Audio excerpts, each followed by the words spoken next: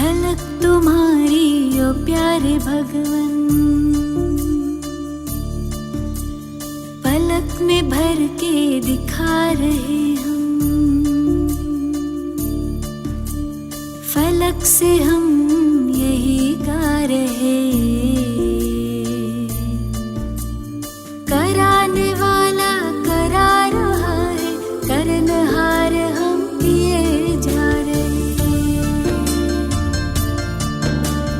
झलक तुम्हारी ओ प्यारे भगवन, पलक में भर के दिखा रहे हम, फलक से हम यही गा रहे। कराने वाला करा रहा है, करनहार हम किए जा रहे। करनहार हम किए जा रहे। ओ झलक तुम्हारी ओ प्यारे भगवन।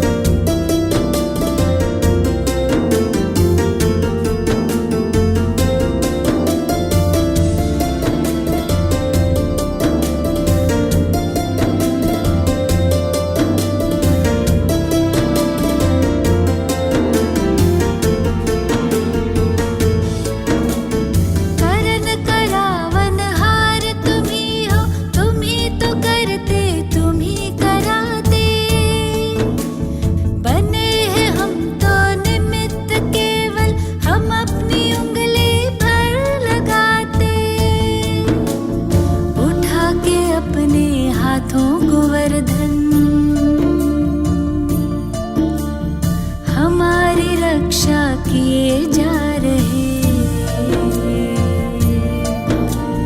कराने वाला करा रहा है, करनहार हम किए जा रहे। करनहार हम किए जा रहे। झलक तुम्हारी ओ प्यारे भगवन।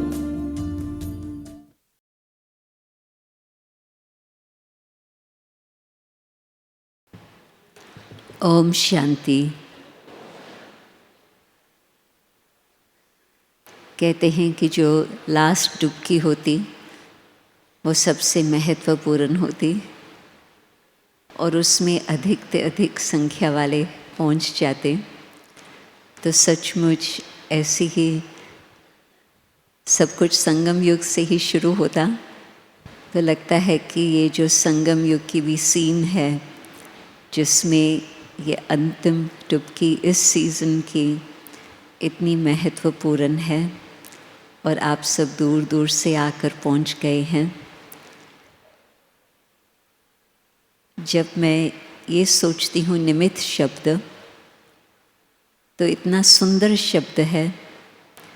क्योंकि जैसे आपने दादी प्रकाश मणि का वर्णन सुना, दादी प्रकाश मणि संस्था की मुख्य होते भी कहती थी मैं तो निमित्त हूँ।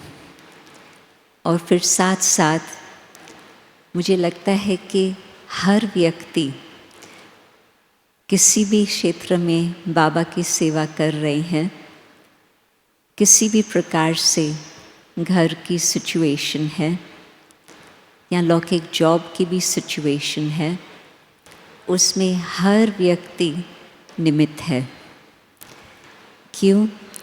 शब्द वही आता, परंतु भाव सबके लिए वही आता कि एक तो हम कहेंगे कि जिम्मेवारी है। यदि कोई किस बात का निमित्त बनता तो एक तरह से भाव आता है कि हम वो जिम्मेवारी उठाते हैं, और दूसरी तरह से भाव आता है कि हम ये नहीं कर रहे हैं परंतु कोई कराने वाला ऊपर वाला है। तो उसमें जैसे कि हम इंस्ट्रूमेंट बनते हैं, परंतु इंस्ट्रूमेंट को भी एक्यूरेट बनना होता, तो फिर दोनों तरफ से भाव ठीक हो जाता। एक्यूरेट इंस्ट्रूमेंट, चाकू आप उठाओ, छोटी सी चीज़ काटने के लिए और उसमें थोड़ा सा भी रस्ट लगा हुआ हो तो आप तुरंत कहेंगे कि ये तो काम की चीज़ नहीं है, आप दूसरा चाकू ढूंढने लगेंगे। फल काटना हो, सब्ज़ी काटना हो, कुछ भी हो, परंतु आप फिर जिस पर रस्ट लगा हुआ है नहीं यूज़ करेंगे। या कोई सितार चलाने वाला है, वो भी पहले से कोशिश करता है आवाज़ सुनकर कि ये इसका साज ठीक है या नहीं, तो उस हिसाब से फिर उसको ठीक कर लेता। और यदि कितना भी होशियार म्यूज़िशियन हो, परंतु वो साज जो बजाना है उसका यदि पूर्ण रीति से ठीक नहीं है तो फिर उससे भी कुछ फ़ायदा नहीं। तो बाबा कराने वाला बैठा है, बहुत कुछ बाबा कर ही रहा है और करा रहा है, परंतु उसमें भी हमें क्या करना है, हमें अपने को बिल्कुल स्वच्छ, साफ, बिल्कुल हर प्रकार से जो कुछ मैल चढ़ी हुई है इतने जन्मों की, जितना हम उतारते जाते हैं, बाबा को भी मज़ा आता है इंस्ट्रूमेंट को यूज़ करना। परंतु यदि मैं अपने परिवार में भी रहती हूँ और परिवार की भी सेवा कर रही हूँ और साथ साथ ईश्वरीय मर्यादाओं को पालन कर रही हूँ, श्रीमत पर चल रही हूँ, उसके लिए भी मैं कहेंगी कि आप निमित्त हो परिवार के लिए। आप जॉब करते हैं तो जॉब करते भी वहाँ पर आप निमित्त हो। किस बात का? ऐसी स्थिति बना कर रखना क्योंकि बहुत जल्दी में हर एक को पता चलता। आप बैज लगाओ तो बढ़िया, परंतु आपको बैज लगा हुआ ना भी हो तो भी आपके चाल चलन से तो वो समझ जाएंगे कि बाहर का खाना नहीं खाता, ये जल्दी रात्रि को फिर भी सो जाता, मूवीज़ पर नहीं जाता। तो इन सब बातों से 1 सप्ताह 10 दिन के अंदर जो भी आपके साथ काम वाले हैं उन्हों को पता चल जाता कि इन्हों की जीवन कुछ अलग ही है। और फिर बाकी भी आपके मुख से कुछ बातें सुनेंगे तो कहेंगे कि हाँ, ये तो सचमुच योगी आत्मा है, बेशक सूट बूट पहना हुआ है, लौकिक कपड़े पहने हुए हैं, परंतु ये तो योगी है। तो कहने का मतलब कि जहाँ पर आप हो वो भी आपकी जो चलन देखेंगे, आपके ऊपर अभी स्टैम्प तो लग गई कि आप योगी है, तो आपको उस दृष्टि से देखेंगे और आपके जो भी बोल होंगे उस ध्यान से सुनेंगे कि ये तो योगी है। तो आप निमित्त हैं उन आत्माओं को बाबा के नज़दीक लाने के लिए। किसने मेरे से पूछा, 2 लोगों ने इनफैक्ट रिसेंटली मेरे से पूछा है कि सेवा क्या है। तो मैंने कहा कि कोई भी आप कार्य करो, परंतु उस कार्य के द्वारा आप जिन आत्माओं के संपर्क में हो, जो आत्माएं आपको देखने वाली है, यदि आप निमित्त बनते हो उन्हों को परमात्मा के नज़दीक लाने के लिए, इसी को ही कहेंगे सेवा। मतलब कि ज़रूरी नहीं है कि हम भाषण करें, ज़रूरी नहीं है कि हम 7 दिन का कोर्स कराएं, परंतु अपने जीवन के द्वारा और ये भाव जो हम रखते हैं, निमित्त भाव कि मैं निमित्त हूँ, बाबा का बच्चा हूँ, जहाँ पर भी हूँ सब मुझे उस दृष्टिकोण से देखते हैं कि ये तो अलग ही प्रकार की व्यक्ति है, तो फिर मैं निमित्त हूँ उन आत्माओं को बाबा के नज़दीक लाने के। तो मुझे इतना ही अपने ऊपर ध्यान रखना होगा। मैं समझती शायद कुछ चंद आत्माएं होंगी यहाँ बैठी हुए जिन्होंने दीदी मनमोहिनी को देखा होगा। कुछ तो होंगे। कौन है जो दीदी मनमोहिनी को मिले, देखे? हाँ, कुछ चंद आत्माएं, परंतु फिर भी आप बहुत भाग्यशाली हो जो आप लोगों को वो चांस मिला।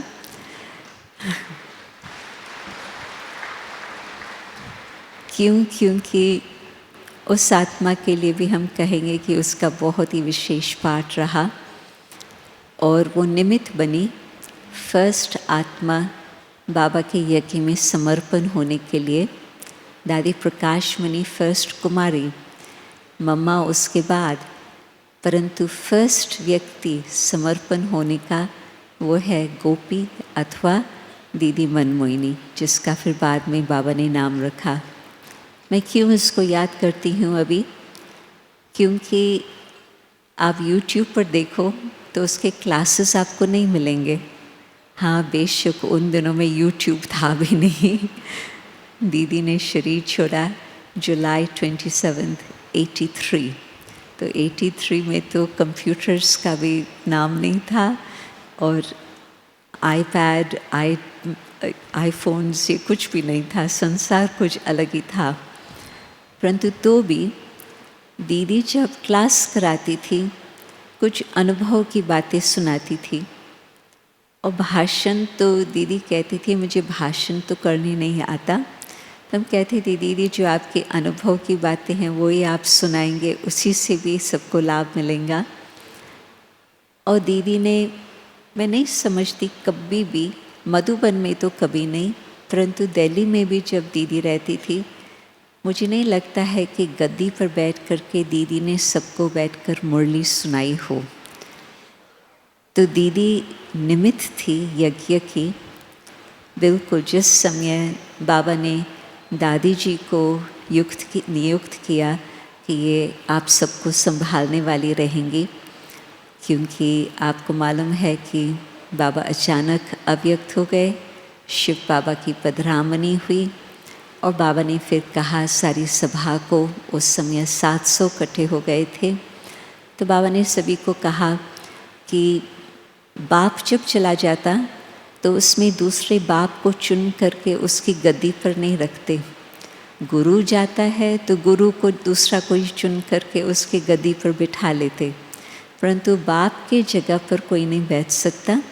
परंतु क्या होता है परिवार में, जो बड़े भाई बहन हैं वो फिर छोटे को संभालती हैं। तो इसी तरह से फिर बाबा ने, दीदी सामने बैठी थी, गुलाब का फूल जो भोग के ट्रे पर होता वो उसके सिर पर रखा और दूसरा गुलाब का फूल दादी जी के सिर पर रखा। तो जैसे दादी जी वैसे दीदी दोनों ही यज्ञ के निमित्त बने उस घड़ी से लेकर।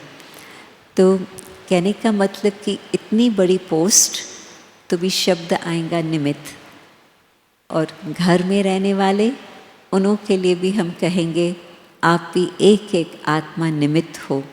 और यज्ञ में भी जो समर्पित भी है, भिन्न भिन्न भिन्न कार्य करने वाले हैं, हर एक को अपनी ड्यूटी है, हर एक अपने कार्य के लिए निमित्त है। कोई भी कार्य हो कहेंगे निमित्त है, वही शब्द।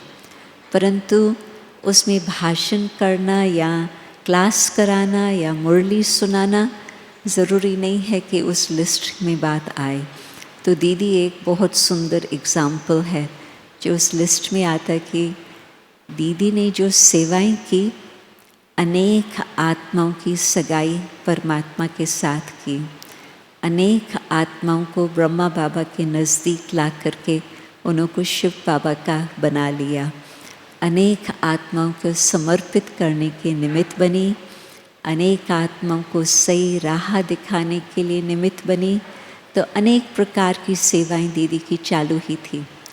परंतु स्टेज की बात नहीं होती, मीन्स ये स्टेज नहीं, ये स्टेज, इस स्टेज की बात अवश्य ही हम कहेंगे कि जिसने इस स्टेज को संभाला वो ज़रूर कोई न कोई कार्य के लिए निमित्त बनता ही है।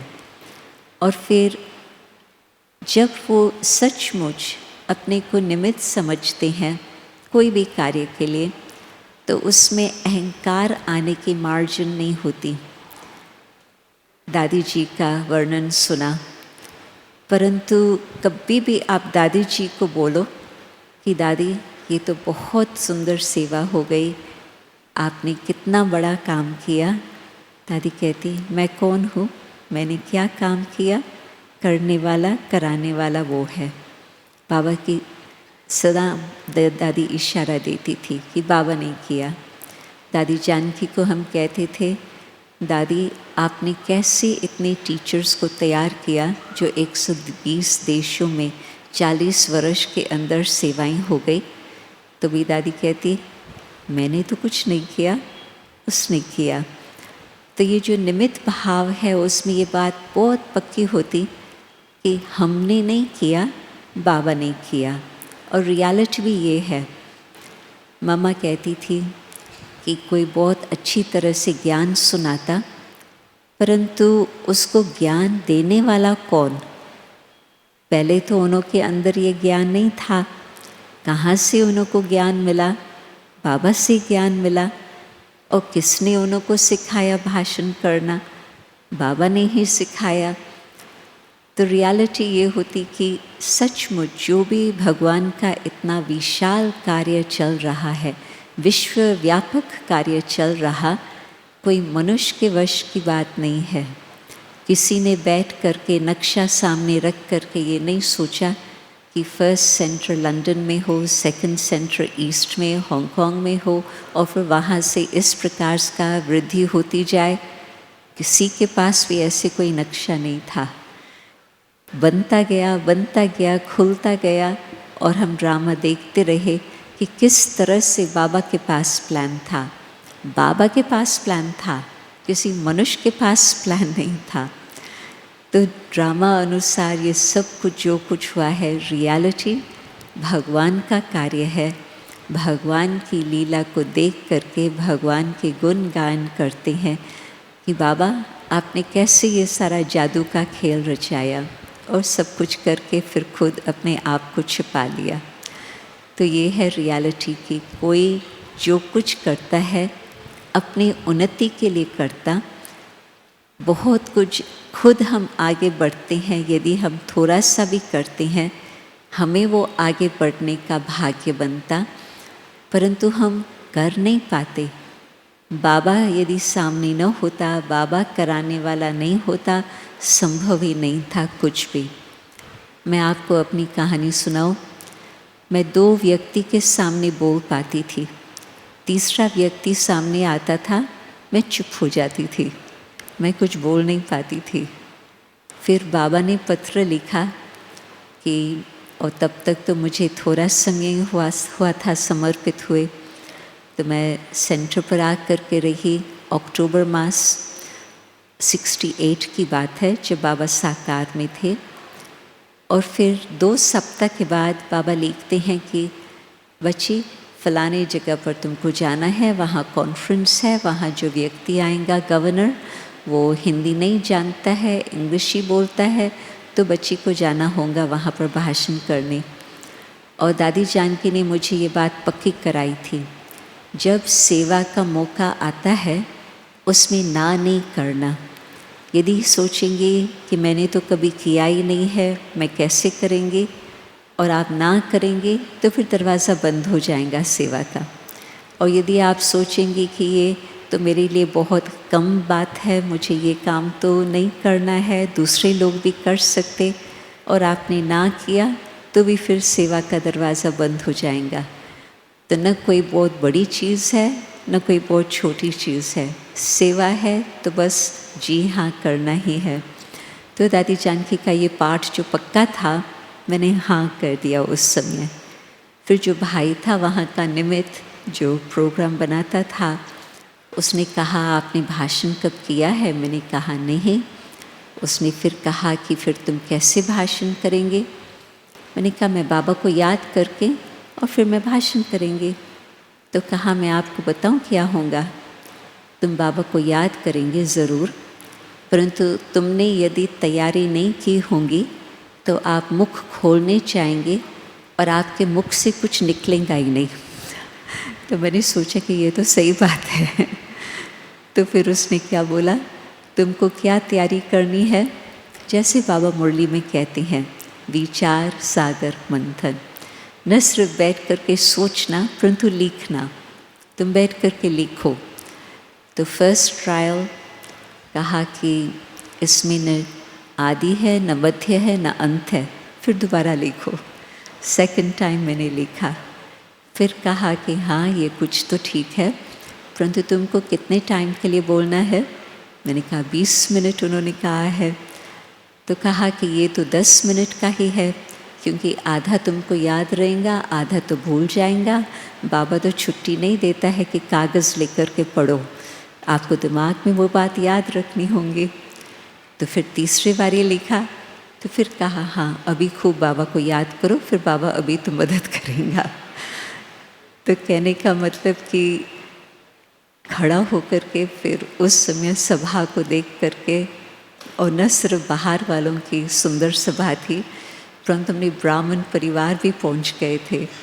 जगदीश भाई, दादी गुलजार, दिल्ली से कई लोग आए थे। तो मैंने सोचा कि इन्हों के सामने तो मैंने सोचा ही नहीं था मुझे बोलना है, नयों के सामने बोलना अलग बात होती, मेरे से जो सब इतने सीनियर हैं उन्हों के सामने कैसे बोलेंगे। तो एक और बात याद आई, चेहरे को न देखो, आत्मा को देखो, ज्योति बिंदु को देखो। तो बस गाड़ी शुरू हो गई, और गाड़ी आज तक तो चल रही है, अब तक तो रुकी नहीं है। तो किसने सिखाया? हाँ, वो 3 बारी अटेम्प्ट किया, फिर तीसरा बारी ठीक था, परंतु उसमें भी कोई मुझे पता नहीं था कि किस तरह से भाषण करना होता है या क्या करना होता है। बाबा, तो मैं समझती हूँ कि ऐसे कई हैं जो छोटे आयु में ही बाबा के बन गए। तो ख़ास उन्हों के लिए तो मैं कहेंगी कि जो कुछ आज तक हमने सीखा है और किया है, सिखाने वाला एक वही है। हमारा भाग्य बनता गया है सचमुच। उस बीच में हमने खूब अपना भाग्य बनाया है, परंतु करने वाला, कराने वाला वही। और जो कुछ बड़ी आयु, कुछ अनुभव के आधार से आकर के बाबा के बने हैं, वो भी कहेंगे कि जो जो हम अब तक करते रहे हैं, वो जैसे कि ड्रामा अनुसार बाबा ने हमको अनुभव वो कराया है, ताकि जब हम बाबा के पास पहुँचे वो सारा अनुभव हमारे साथ हो, ताकि उस अनुभव के आधार पर हम कुछ बाबा की सेवा में उंगली दे सकें। मैं राइट कह रही हूँ? कौन समझता है कि हाँ? जी, कई हाथ उठा रहे हैं, परंतु न सिर्फ भाइयों की बात है, बहनों की भी बात है।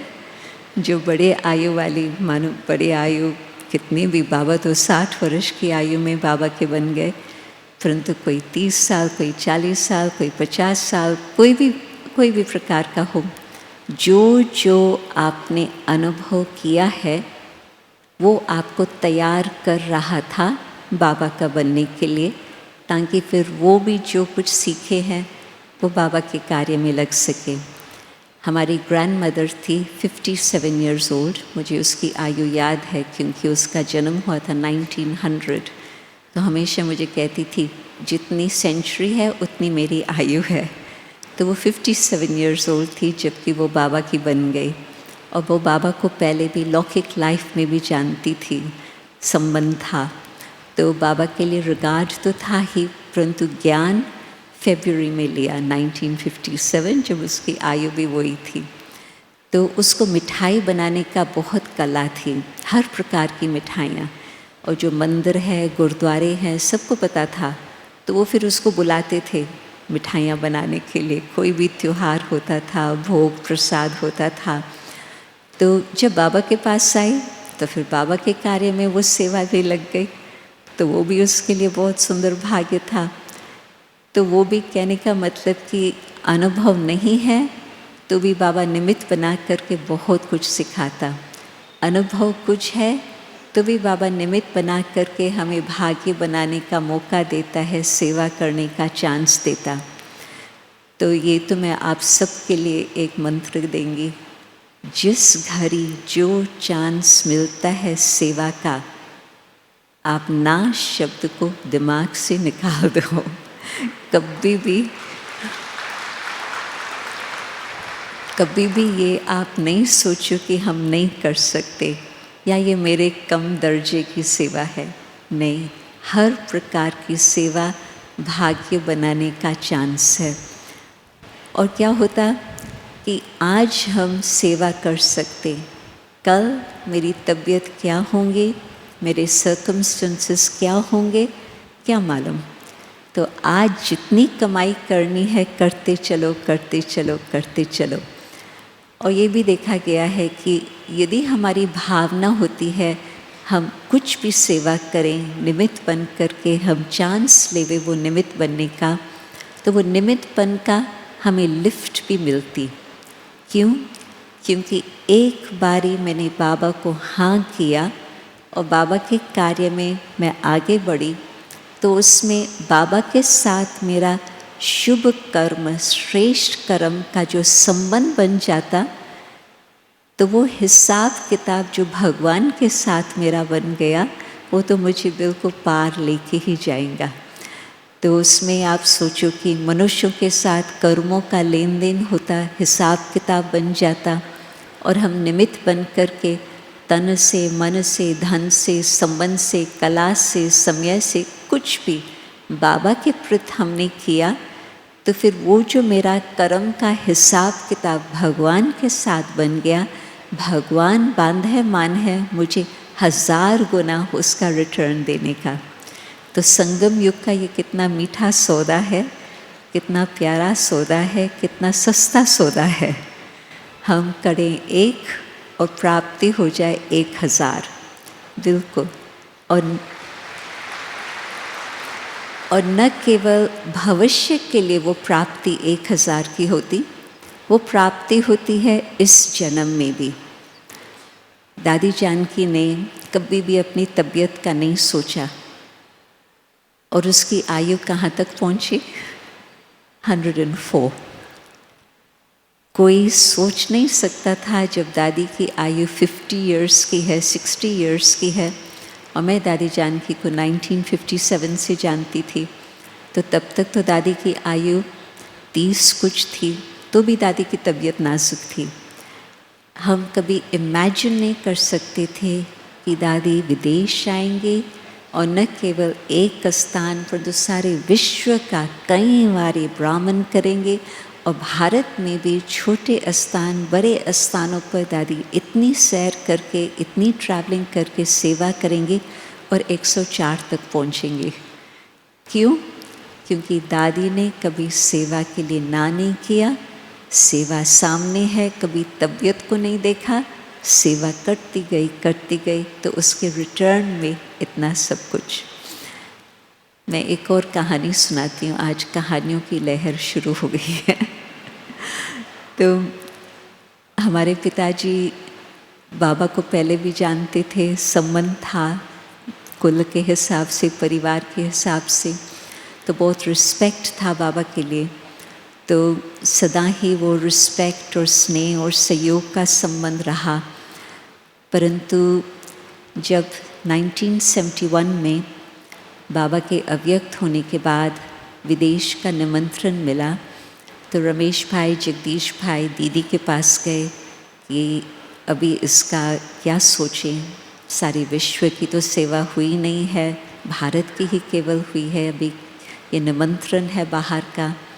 तो दीदी ने भेजा दादी जानकी के पास, क्योंकि उसका संबंध अनेक देशों के साथ, अपनी बाबा की गोपियाँ थी, हमारी माता जी जैसे कई स्थानों पर थे। तो दीदी ने दादी के पास भेजा, तो दादी ने हम लोगों को लंदन में पत्र लिखा। तब तक बाबा ने मुझे फिर वापस विदेश भेजा था सेवा अर्थ। तो वहाँ पर दादी का पत्र आया कि 5 लोग आ रहे हैं, वो न्यूयॉर्क जाएंगे निमंत्रण पर, योग कॉन्फ्रेंस है, आप यदि चाहो तो वो लंदन में भी रुक सकते हैं न्यूयॉर्क जाते समय। तो पिताजी ने तुरंत ही कहा, हाँ ज़रूर उनको बुलाओ। बहुत बड़ी थी सोशल हिसाब से भी।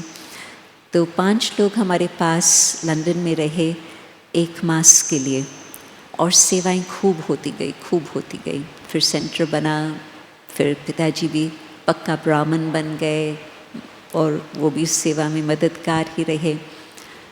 फिर जब माता जी ने देह का त्याग किया तो दादी जी ने पूछा पिताजी से, दादी का भी संबंध बहुत अच्छा था उनके साथ, तो उनसे पूछा कि आपका अभी क्या प्लान है। तो पिताजी ने कहा कि जो आप कहेंगे दादी।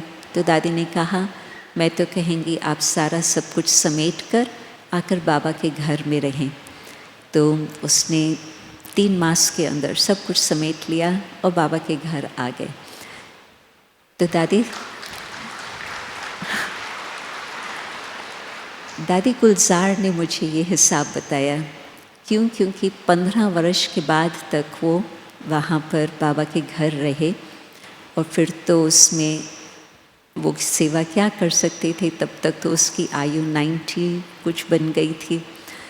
परंतु वो कोने में बैठे होते थे अपने कमरे में, दरवाज़ा खुला रहता था, जिसको भी बात करनी है, जैसे कोई घर में दादा बैठा हो, कोई बड़ा बुजुर्ग, तो हर एक उसके पास चक्कर लगाते थे। कोई 5 मिनट बैठते थे, कोई 1 घंटा बैठते थे, आकर के लेन देन करते थे, कहीं अपनी दिल की बात सुनाते थे। तो इस तरह से उसकी सेवा चलती रही। फिर तो देह का त्याग किया, वो भी दादी के सामने ही, दादी उसको दृष्टि देते वो उड़ के गए थे। तो दादी गुलजार ने मुझे बताया कि देखो, कोई गृहस्थी फिर बाबा के घर में आकर के 15 वर्ष रहे, ये कौन सा हिसाब था। इसने अपनी बड़ी दिल रखी और डेलीगेशन को 1 मास अपने पास रखा। बाबा ने उसको अब भी इस जन्म में उसका रिटर्न तो दिया ही, भविष्य का तो बाबा उसको कुछ भी देवे, परंतु इसी जन्म में बाबा दे देता। तो ये प्रैक्टिकल बात है कि भगवान किसका रखता नहीं है, बिल्कुल नहीं, अब भी खूब दे देता, भविष्य में तो बहुत ही देने वाला है, वो तो हम जानते ही हैं। तो निमित्त बन कर के आप जितनी सेवा करो, हाँ, निमित्त शब्द, निमित्त भाव, कि बिल्कुल ये संकल्प न हो कि मैंने किया, बाबा ने कराया, बाबा ने मुझे भाग्य बनाने का चांस दिया, परंतु मैं तो नहीं कर सकती थी, बाबा ने किया। लौकिक हिसाब से भी मैंने देखा है कि कई ऐसे बड़े जो होते हैं, उनको ये भावना होती है कि हमने नहीं किया, परंतु कोई कराने वाला है। जो भी बहुत बहुत श्रेष्ठ कलाकार होकर के गए हैं, जिन्होंने, जैसे विदेश में एक माइकल एंजेलो का नाम आता, लियोनार्डो डा विंची का नाम आता, बहुत बड़े कलाकार माने जाते हैं, तो वो अपना सिग्नेचर नहीं डालते थे। जो कुछ अपना बनाते थे, लोगों को बाद में पता तो था कि इन्होंने किया है, परंतु वो अपना सिग्नेचर नहीं डालते थे। क्यों? क्योंकि कराने वाला कोई और है। और फिर दादियों का तो आप लोगों ने देखा कि कभी भी कोई भी दादी ये नहीं कहेंगी कि मैंने किया। तो महानता की निशानी ही है निर्माणता। निमित्त भाव होगा, मैंपन नहीं है, तो ऑटोमेटिकली निर्माणता की भावना होंगी ही होंगी, परंतु उसी से ही उसकी महानता का पता चलता। यदि कोई अपनी पोजीशन का वर्णन करता तो लोग थोड़ा आश्चर्य खाते हैं, इसको क्या ज़रूरत है अपना वर्णन करने का, ज़रूरत तो है ही नहीं। जो महान है उसकी महानता नज़र ही आती है, तो वो उसमें वर्णन करने का तो कोई ज़रूरत नहीं। परंतु लौकिक लाइफ में भी मैंने कुछ ऐसे आत्माओं को देखा है। Church of England means Protestant church, एक है रोम की अथॉरिटी कैथलिक चर्च, दूसरी है फिर प्रोटेस्टेंट चर्च जो सारे विश्व में फैली हुई है। कितने मिलियंस लोग उसके मेंबर्स हैं।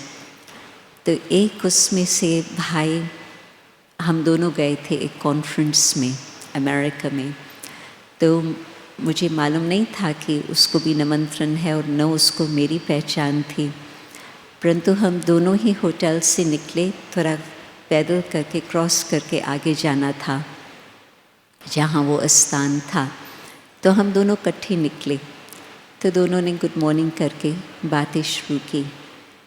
और उसने थोड़ा समय पहले ही इंडिया का चक्कर लगाया था, तो उसको इंडिया की भावना बहुत थी, इंडिया के प्रति बहुत अच्छी भावना लेके आया था। तो रास्ते चलते वो जो 5 मिनट का पैदल था, उसमें उसने बहुत अच्छा अपना अनुभव सुनाया भारत का। और फिर उस हिसाब से सारी देख करके भारत की ही हो क्या कार्य है वो बातें शुरू हुई। परंतु मैं तो उस समय एक साधारण टीचर थी बाबा के कार्य में, कुछ और तो नहीं। पर और उसका तो बिल्कुल टॉप लेवल का पोजीशन था चर्च में, परंतु इतना मित्रता भावना से बात कर रहा था।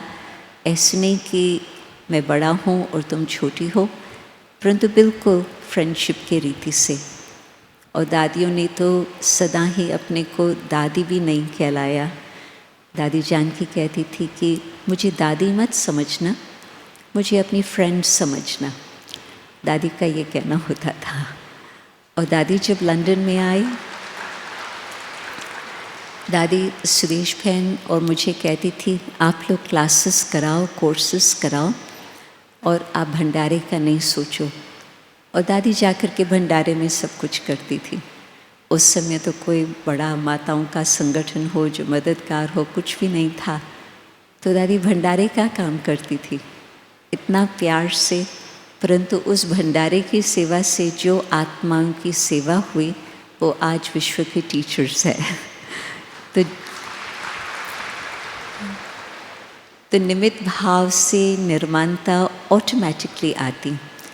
और यदि निर्माण चित है तो फिर तो हर एक के लिए एक समीपता का अनुभव बहुत सहज होता।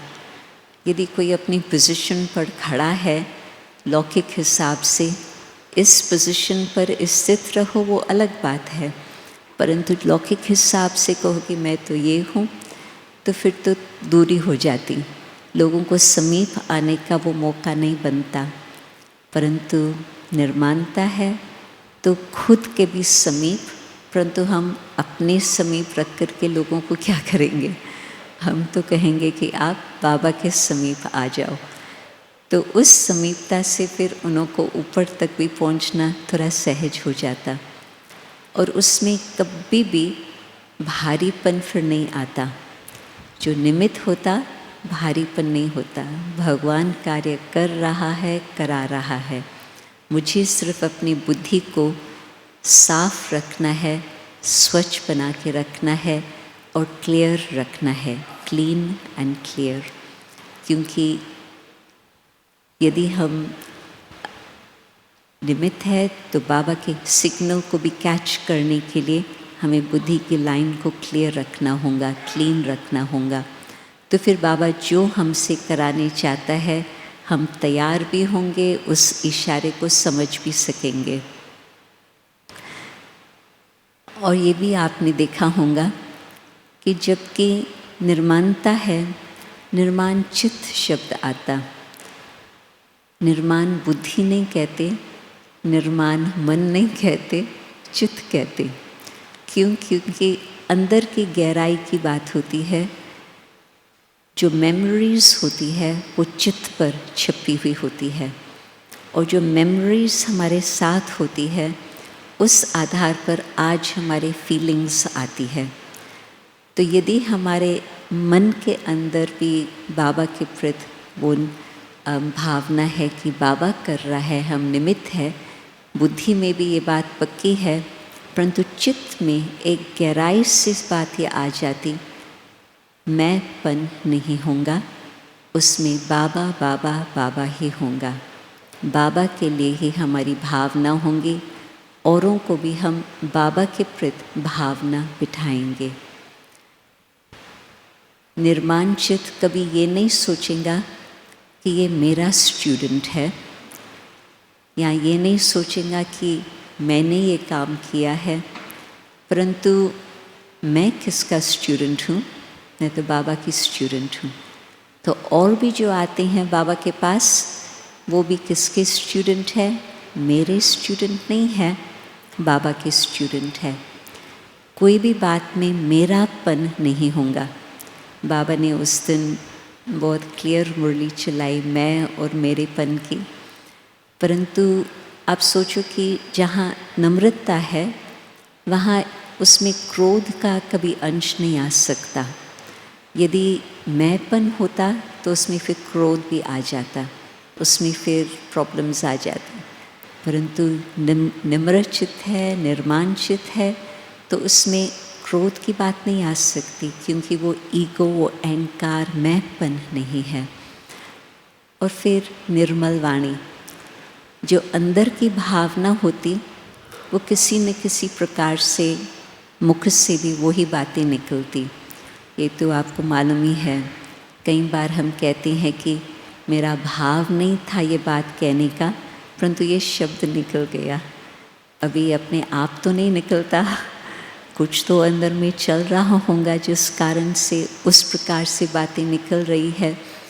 परंतु यदि हम ये ध्यान रख रहे हैं, मैंपन को फिनिश कर रहे हैं, नम्रता है, निमित्त भाव है, तो फिर वाणी कैसे होंगी? वाणी ऐसे होंगी जो सदा हर एक को और आगे बढ़ाने वाली। इंग्लिश में शब्द आता है पुटिंग समबडी डाउन। किसी को हम ऐसी भाषा यूज़ करते हैं जिसमें हम उसको नीचे गिराने चाहते हैं। हिंदी में आप मेरा भाव तो समझ गए ना। तो हमारी भाषा यदि ऐसे हो जो सदा सबको ऊपर ऊंचा उठाए, न कि किसी को हम नीचे गिराने की कोशिश करें, तो यदि हम निमित्त है तो फिर बाबा सामने है, तो हम तो यही कहेंगे कि और आत्माएं भी और ऊंची जाए और बाबा के समीप आए, तो वाणी भी इसी तरह से निकलेंगी। मुझे याद आता कि जब दादी जान की फर्स्ट टाइम 4 वर्ष के बाद भारत में आई, दादी 74 में आई और फिर यूके की खूब सेवा की, और विश्व की सेवा भी उसी समय से ही शुरू हो गई थी, क्योंकि जो लंदन में कई थे, कोई ऑस्ट्रेलिया गया, कोई फ्रांस गया, कोई भिन्न भिन्न स्थानों पर जाते रहे, तो फिर वहाँ सेंटर्स खोलते गए। परंतु दादी फिर वापस आई भारत में 78 में, और जो उस समय स्टूडेंट्स थे लंदन के, मुझे लगता था कि वो तो मेरे से सब बड़े बड़े हैं, मैं तो बहुत छोटी हूँ। मेरी आयु थी उस समय 25-26 इस तरह से। तो जो भी थे परिवार वाले वो तो मेरे से और बुजुर्ग थे। तो मैंने दादी को बोला कि ये लोग मेरी बात सुनेंगे नहीं।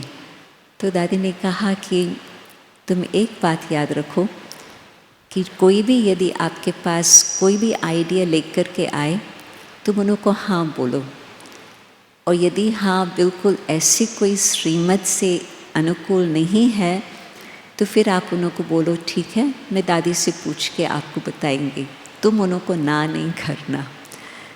तो ये जो सबक दादी ने सिखाया उस समय का, ये मुझे बहुत काम आया है। आप जितना हो सके हर एक को हर बात में हाँ करो, ना नहीं करो। और यदि ना की ऐसी बात कभी आती भी है जिसमें ना करना ही पड़ता है, और आप समझते हो कि ये श्रीमत अनुकूल नहीं है, आप नहीं उनको ना बोलो, आप उनको बोलो मैं पूछ करके आपको बताऊंगा। तो उससे आपकी बहुत एनर्जी बच जाएंगी, और सबसे बड़ी बात संबंध बच जाएगा। संबंध जो बाबा के परिवार में एक प्यार भरा, रिस्पेक्ट भरा रहना चाहिए। हर समय जब हम ना करते हैं, उस संबंध में थोड़ा सा धागा टूटता है, और एक एक धागा टूटता जाए तो नतीजा क्या होगा? वो संबंध भी ऐसे बन जाता जो आगे नहीं चल सकता। परंतु जितना हाँ करेंगे उतना वो धागा instead of cutting it will become stronger, और मजबूत होता जाएगा। तो निर्मल वाणी में एक तो किसी के प्रति हम उसको नीचे ना करें, ऐसे शब्द यूज़ करें वो ऊंचे उठे। दूसरा, जितना हो सके हम ना न करें, हाँ करते चले। और तीसरी बात, हम क्रिटिसाइज़ न करें। आप देखेंगे कि कलयुग के अंत में कई ऐसी बातें अपने जीवन में आई है जो अनेक संस्कार, जन्मों के संस्कारों से चल रही है। और एक उसमें से मैं समझती द्वापर युग से ही शायद शुरू हुई, क्योंकि अहंकार द्वापर युग से ही शुरू हुआ। और अहंकार की एक ये भी निशानी होती है क्रिटिसाइज़। तो जब हम क्रिटिसाइज़ करते हैं, आप सोचो किसी के दिल को हम कितना दुख दे रहे हैं। आप कहेंगे मैं तो उसको अच्छा बनाने चाहता था। नहीं, वो एक अलग ढंग होता है किसको समझाना, परंतु क्रिटिसाइज़ करके उन्हों को समझाना, वो समझने के लिए फिर तैयार नहीं होंगे, परंतु उन्हों को एक अलग ढंग से समझाना होता। परंतु क्रिटिसाइज़ में अपना अहंकार ही स्पष्ट होता। हम क्रिटिसाइज़ कर रहे हैं एक को, परंतु सुन रहे हैं 10, और वो 10 के मन में क्या इम्प्रेशन आएगा। आज बाबा ने बिल्कुल ठीक बात कही कि एक बारी का क्रोध किया हुआ 6 मास तक दूसरे के मन में वो बात फिक्स हो जाती कि ये क्रोधित व्यक्ति है। इसी तरह से क्रिटिसाइज़ करना, 10 लोगों ने सुना और उन्हों का संबंध भी दूर हो गया, क्योंकि उन्हों के मन में भी ये पक्का हो गया कि आज ये इसको क्रिटिसाइज़ कर रहे हैं, कल मुझे भी क्रिटिसाइज़ करेंगे। तो बाबा जो कहते हैं निर्मल वाणी, दादी जी का तो प्रैक्टिकल प्रूफ उसके जीवन में भी हम वही देखते थे। तो हम भी यदि बाबा समान बनने चाहते हैं, तो बाबा को तो कईयों ने आँखों से देखा, कईयों ने नहीं, परंतु दादियों ने तो मैं समझती मेजॉरिटी ने देखा। तो दादियों को भी सामने रख कर के उन्होंने किस तरह से बाबा को कॉपी किया, फॉलो किया, यदि हम वो ध्यान रखें तो हम भी बहुत सहज और आगे बढ़ सकेंगे। तो अभी तो दादियों का एग्ज़ाम्पल हम दे रहे हैं, परंतु वैसे जैसे ही बाबा का एग्ज़ाम्पल, उस दिन बाबा ने मुरली में जगत अम्बा को भी याद किया, मम्मा को। तो मम्मा का भी प्रैक्टिकल ये तीनों ही बातें, निमित्त कभी भी मैंने किया, मम्मा ने नहीं बोला, और फिर साथ साथ निर्मानता। मम्मा का फ़ोटो आप देखेंगे, कभी कभी हमने देखा है वो फ़ोटो। बाबा बैठे हैं यहाँ, बाबा की गद्दी थी जहाँ बहनों का तरफ, और फिर मम्मा की गद्दी थी जहाँ भाइयों का तरफ हिस्ट्री हॉल में, और बीच में तीसरी गद्दी होती थी। कभी कोई संदेशी बैठती थी, या रात्रि क्लास में कोई दादी आकर के पहले कुछ समाचार सुनाती, याद इस तरह से, तो बीच का बच्चों के लिए गद्दी थी। तो मम्मा जिस समय बाबा की मुरली सुनती थी, ऐसे नहीं कि बाबा मम्मा यहाँ देखे, नहीं, मामा का ध्यान होता था बाबा की तरफ। आप सोचो मम्मा को यहाँ दुख नहीं, दर्द नहीं होता होगा। मम्मा ने ये नहीं सोचा, मम्मा का रिस्पेक्ट था कि मैं बाबा के तरफ ही देखूं जबकि बाबा बोल रही हैं। इतना रिस्पेक्ट, इतनी नम्रता, और मम्मा हमेशा सबको आप कह कर के पुकारती थी। उसकी माँ उसको मम्मा कह रही है, परंतु मम्मा सबको आप कह कर के बता रही है। और मम्मा की वाणी वो तो आजकल साकार मुरली के साथ साथ छोटा सा कई बार मम्मा की वाणी मिलती है, तो बहुत मीठी वाणी, परंतु उसमें सार, कितना शक्ति, कितना निश्चय, कितना विश्वास से मम्मा के महावाक्य निकल रहे हैं। हम और किसके लिए नहीं कहेंगे मुरली, बाबा के लिए कहेंगे मुरली, और मम्मा के लिए कहेंगे मुरली। और किसके लिए मुरली शब्द नहीं आता, परंतु मम्मा की मीठी वाणी, वीणा उसके हाथ में सदा दिखाई है। तो बिल्कुल ये तीनों ही क्वालिफिकेशंस मम्मा में, जिस आधार पर मम्मा भी नंबर 1 की कैटेगरी में, हम ये नहीं कहेंगे नंबर 1 नंबर 2, शोभता नहीं है कि हम मम्मा को ऐसे कहें, हम कहेंगे दोनों ही मम्मा बाबा नंबर 1 की कैटेगरी में। तो यदि नंबर 1 की कैटेगरी में आना है जैसे और दादियाँ, तो ये 3 बातें ध्यान पर रहे तो एक का दूसरा तीसरे के साथ बिल्कुल गहरा कनेक्शन है। तो ये तीनों ही बातें आपके जीवन में आ जाए तो आप सोचो आपका भाग्य कितना श्रेष्ठ। अभी भी यहाँ पहुँचे हैं, भाग्य तो श्रेष्ठ है ही, परंतु बाबा तो और चाहते हैं पद्मा पद्म पदम भाग्यशाली बने। तो बाबा सबको ये चांस दे रहे हैं। ओम शांति।